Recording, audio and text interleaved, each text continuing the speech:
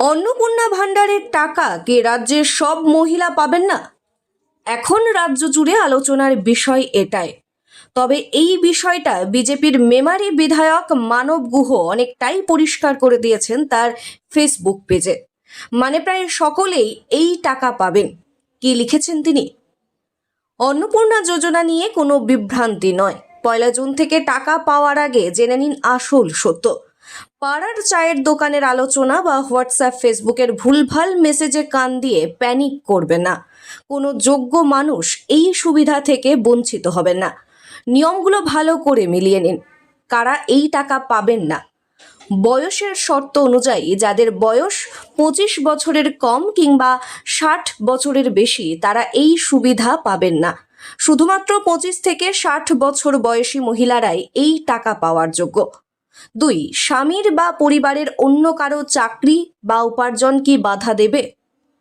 একেবারেই নয়। আপনার স্বামী সরকারি বা বেসরকারি যত বড় অফিসারই হন না কেন, কিংবা পরিবারের অন্য কেউ, বাবা, দাদা, ভাই, মা, বোন যত ইচ্ছায় উপার্জন করুক বা ইনকাম ট্যাক্স দিক, তাতে আপনার টাকা পেতে কোনো অসুবিধা হবে না।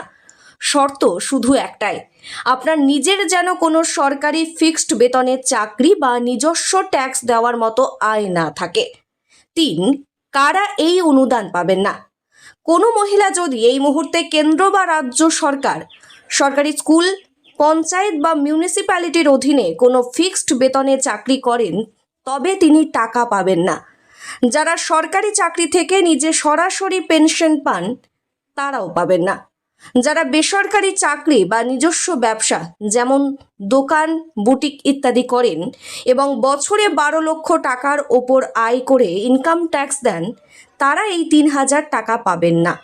তবে ব্যবসা অথবা চাকরি থাকা সত্ত্বেও যদি আপনি ট্যাক্স স্ল্যাবের নিচে থাকেন এবং ইনকাম ট্যাক্স না দেন, তবে আপনি অবশ্যই টাকা পাবেন।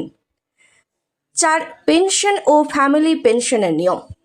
স্বামী জীবিত আছেন এবং পেনশন পান, কিন্তু স্ত্রী গৃহবধূ, সেক্ষেত্রে স্ত্রী অবশ্যই অন্নপূর্ণা ভাণ্ডারের টাকা পাবেন। কিন্তু স্বামীর অবর্তমানে স্ত্রী যদি তার জায়গায় ফ্যামিলি পেনশন সরাসরি নিজের নামে পান, তবে তিনি আর এই যোজনার মধ্যে আবেদন করতে পারবেন না। 5, নাগরিকত্ব ও স্পেশাল ছাড়। এসআইআর অথবা সিএএ নিয়ম। 2026 সালের এসআইআরে যাদের নাম বৈধ নাগরিক হিসেবে কাটা গেছে, তারা এই টাকা পাবেন না। তবে 2টি বিশেষ ছাড় রয়েছে। 1, যারা সিএএতে আবেদন করেছেন, সার্টিফিকেট এখনও পাননি, তারা টাকা পাবেন। 2, যাদের নাম ভুলবশত এসআইআরে ওঠেনি বা কাটা গেছে এবং তারা ট্রাইব্যুনালে আপিল করেছেন, তারাও টাকা পাবেন। নতুন করে কি আবেদন করতে হবে? হ্যাঁ। যারা এতদিন লক্ষ্মীর ভাণ্ডারের টাকা পাচ্ছিলেন, তারা অন্নপূর্ণা যোজনা ভাণ্ডারের 3000 টাকা পাবেন, কিন্তু নতুন করে আবেদন করতে হবে। যারা এতদিন লক্ষ্মীর ভাণ্ডার পাননি বা যাদের সবে মাত্র 25 বছর বয়স হলো, তারা অনলাইন পোর্টালের মাধ্যমে নিজে বা সাইবার ক্যাফেতে গিয়ে নতুন দাবিদার হিসেবে আবেদন করতে পারবেন। ব্যাংক অ্যাকাউন্টের 2টি জরুরি কাজ অবশ্যই করুন। 1, আধার লিঙ্ক। আপনার যে ব্যাংক অ্যাকাউন্টে টাকা ঢুকবে সেটির সাথে আধার লিঙ্ক থাকা বাধ্যতামূলক, যাতে কোনো ভুতুড়ে অ্যাকাউন্ট আপনার টাকা খেতে না পারে। 2, ডিবিটি অ্যাক্টিভেশন। আপনার যদি একাধিক ব্যাংক অ্যাকাউন্ট থাকে, তবে যে অ্যাকাউন্টের সরকারি সুবিধা পেতে চান সেটিকে ব্যাংকে গিয়ে ডাইরেক্ট বেনিফিট ট্রান্সফার বা ডিবিটি অপশনটি চালু করে নিন। এটি মাত্র কয়েক মিনিটের কাজ। আজকের দিনে বিভিন্ন স্বার্থে মানুষকে ভুল বোঝানোর লোক প্রচুর বেড়ে গেছে, তাই কনফিউশন দূর করতে এবং সাধারণ মানুষের উপকার করতে এই তথ্যগুলো জানান সকলকে, বলেছেন মেমারি বিধায়ক মানব গুহ।